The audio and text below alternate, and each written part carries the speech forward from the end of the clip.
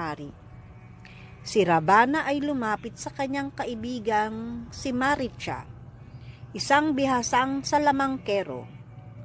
Pumunta ka sa kagubatan ng Dandaka at gamitin ang iyong mahika upang mag-anyong gintong usa. Utos niya kay Maricha. Magpakita ka kay Sita na tiyak hihilingin kay Rama na hulihin ka. Habang hinahabol ka ni Rama sa kalaliman ng gubat, gayahin mo ang kanyang boses at tumawag kay Lakshmana. Kapag wala nang nagbabantay kay Sita, dadakpin ko siya. Nag-alinlangan si Maricha, ngunit sinabi ni Rabana, gawin mo ito, kaibigan, o papatayin kita. Sumagot si Maricha, kung mamamatay ako, mas nais ko na sa kamay ni Rama ito mangyari.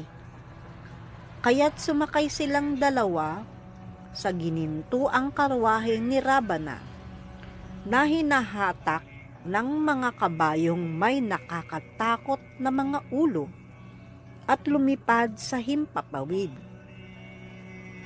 Di nagtagal, nakita ni Sita ang gintong usa sa pagitan ng mga puno.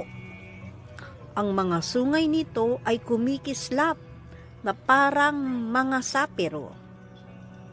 Ang mga kuko ay parang hiyas, at ang mga gintong balakang nito ay may pilak na batik. Ang usa ay naglalaro at umiikot bago tumingin kay Sita. Rama, Lakshmana, tignan ninyo, sigaw ni Sita. Nakita na magkapatid ang usa, ngunit sinabi ni Lakshmana, mag-ingat, Rama. Ito ay isang demonyo na nagkukunwari. Ngunit nagmakaawa si Sita. O mahal kong Panginoon, hulihin mo ang usang ito para sa akin. Sinabi ni Rama kay Lakshmana na manatili kay Sita at protektahan siya. Pagkatapos ay kinuha ni Rama ang kanyang pana at sinundan ang usa. Inakit ng usa si Rama papalayo sa kubo. At nang malaman ni Rama na ito ay isang demonyo, pinakawalan niya ang isang naglalagablab na palaso na tumama sa puso nito. Habang namamatay, si Maricha, ginaya niya ang boses ni Rama at sumigaw, Lakshmana! Tulungan mo ako! Narinig ni Lakshmana ang sigaw, ngunit tumanggi siyang iwan si Sita nang walang bantay. Naligalig si Sita at inutusan si Lakshmana na tulungan si Rama. Pagkaalis ni Lakshmana sa kubo, dumating si Rabana na nag-anyong pulubi.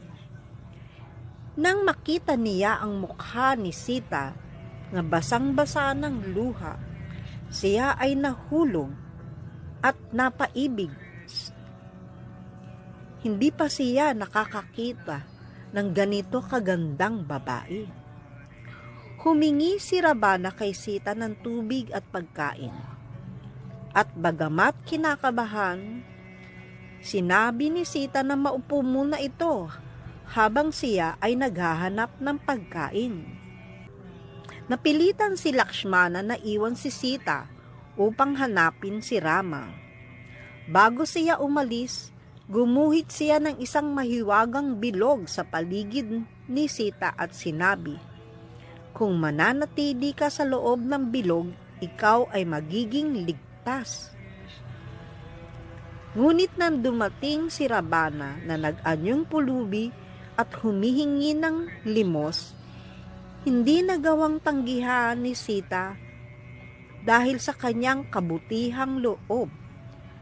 Kaya siya ay lumabas sa bilog at binigyan ito ng pagkain at tubig.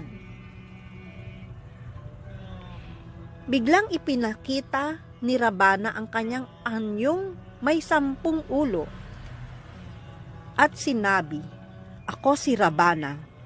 Ang aking kapital ay ang Langka, ang pinakamaganda at paglilingkuran ka ng 5,000 mga alipin. Sumama ka sa akin. Kalimutan mo na si Rama. Hindi siya maikukumpara sa kahit isang maliit na daliri ko." Agad na sumagot si Sita, "Si Rama ay isang leon sa mga tao. Ikaw ay isang asong gubat at hinding-hindi mo ako makukuha." Nanginig sa galit si Rabana.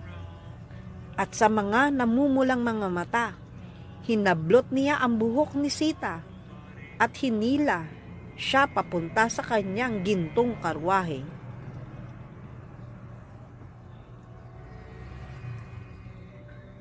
Sundan natin ang mga susunod pang kabanata bukas.